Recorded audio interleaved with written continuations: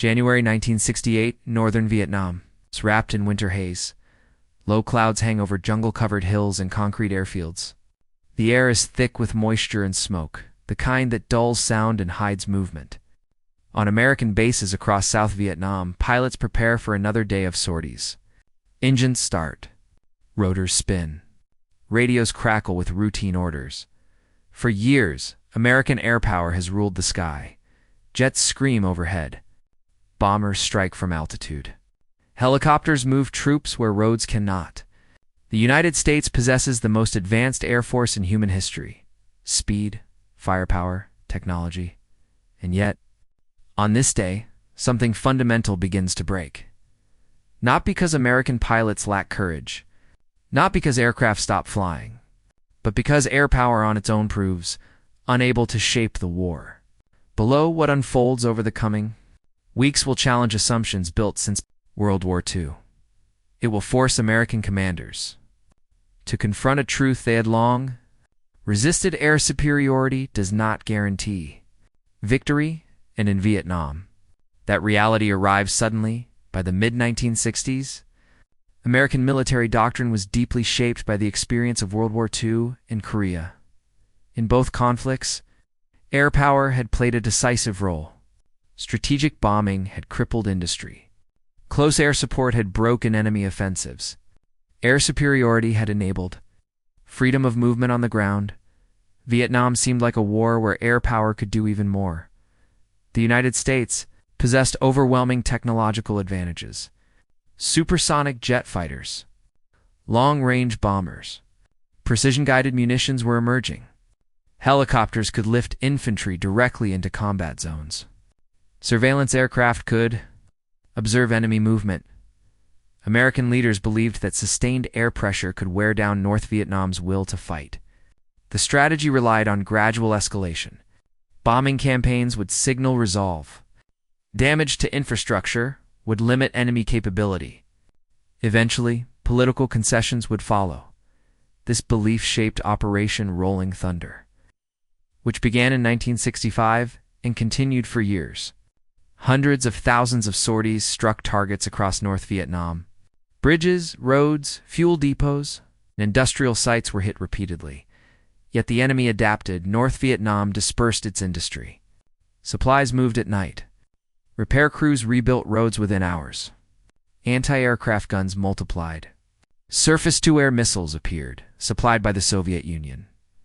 Despite this resistance, American confidence remained strong. Air power, it was believed, could compensate for the challenges on the ground. If control of territory proved difficult, control of the sky would compensate. That belief would be tested brutally in early 1968 and late January 1968.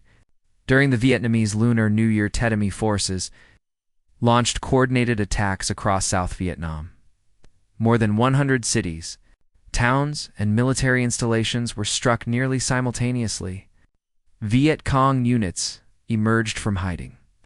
North Vietnamese army forces crossed borders and attacked fortified positions. The scale shocked American commanders. For years, official assessments had suggested the enemy was weakening. Attrition statistics looked favorable. Bombing tonnage had increased. Body counts appeared to support progress. But Tet revealed a different reality. Despite years of airstrikes, the enemy retained the ability to coordinate, supply, and execute large-scale operations. Urban centers previously considered secure became battlefields overnight. American aircraft responded immediately. Fighters and bombers struck enemy concentrations. Helicopters ferried troops into contested zones. Gunships poured fire into streets and tree lines. The sky remained firmly under American control. And yet, the fighting continued. Nowhere was the failure of air power more visible than in cities. Air power excels in open terrain.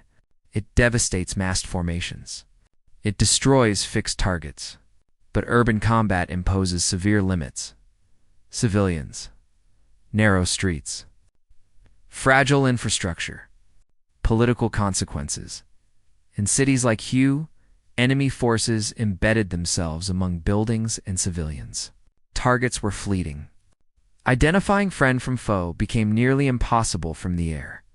American pilots could strike known enemy positions, but air power could not clear streets or hold ground. Every destroyed building created new cover. Every bomb risked civilian casualties. In Hue, fighting dragged on for weeks. Airstrikes supported ground forces, but they could not end the battle. Infantry had to advance building by building, room by room. The psychological impact of seeing cities fall temporarily overwhelmed the tactical successes. It's delivered by air support. For American viewers back home, images of fighting inside South Vietnamese cities contradicted years of official assurances. Air power had not prevented the offensive. It had not broken enemy coordination. It had not protected urban centers. The shock went far beyond the battlefield. North Vietnamese strategy had never depended on defeating American air power directly. Instead, it focused on endurance. The enemy accepted losses.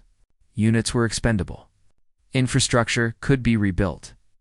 Supplies could be carried by hand if necessary. The Ho Chi Minh Trail exemplified this approach. Despite relentless bombing, the trail remained functional. Supplies moved through jungle, over mountains, and across borders into Laos and Cambodia. Trucks dispersed. Roads were camouflaged. Decoys drew fire. Air power inflicted damage, but not decisive disruption. During Tet, this resilience became undeniable. The offensive required months of preparation, coordination, and supply. None of it had been stopped by bombing campaigns. American aircraft flew thousands of sorties during the offensive. Targets were hit. Enemy units were destroyed, yet the strategic outcome remained unchanged.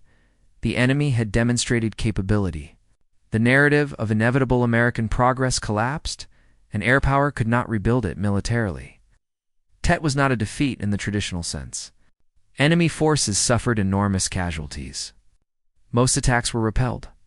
No territory remained in enemy hands, but psychologically, the impact was devastating. American leaders realized that air power had not shaped the enemy's will. Years of bombing had not prevented the offensive. Tactical success in the air did not translate into strategic control on the ground, confidence. In technological dominance faltered, commanders began questioning assumptions that had guided American strategy since World War II. Air power could destroy, but it could not compel political outcomes. In this type of war, this realization created fractures within leadership. Some called for escalation. Others urged restraint. The idea that victory could be achieved primarily through air campaigns lost credibility. For the first time, air superiority felt insufficient. Vietnam was the first American war broadcast into living rooms nightly during Tet. Journalists were present when cities were attacked. Cameras captured fighting near embassies and government buildings. Viewers saw battles where they had been told none existed. Air power's invisibility became a liability. Bomb tonnage statistics meant little to civilians watching ground combat unfold. The presence of American aircraft overhead did not reassure viewers when enemy forces appeared entrenched. The disconnect between official statements and televised reality eroded trust. Air power could not control perception. It could not erase images. It could not reverse doubt once it took hold. Public support began to fracture Vietnam, exposed a fundamental limitation of air power. It works best against states that rely on centralized industry, massed forces, and visible infrastructure. North Vietnam relied on dispersion, concealment, and political endurance. The enemy did not need to defeat American forces militarily. It only needed to outlast American resolve. Air power inflicted pain, but it did not alter the enemy's strategy. It did not eliminate leadership. It did not sever supply lines permanently. And during Tet, it failed to prevent a strategic shock. This was not a failure of pilots or aircraft. It was a failure of assumptions. After Tet, American strategy shifted. Bombing campaigns were reassessed. Political negotiations gained urgency. The belief that air power alone could compel victory faded. President Lyndon B. Johnson announced he would not seek re-election. Peace talks began in Paris. Air power remained important. It would later play a significant role in negotiations and battlefield outcomes. But it was no longer viewed as a standalone solution. The war entered anew. Phase 1, defined by uncertainty. The day air power failed in Vietnam was not a single moment. It was a realization. A realization. That technology cannot substitute for political legitimacy. That control of the sky does not guarantee control of events on the ground. That wars are fought by people, not machines. Vietnam did not diminish the value of air power.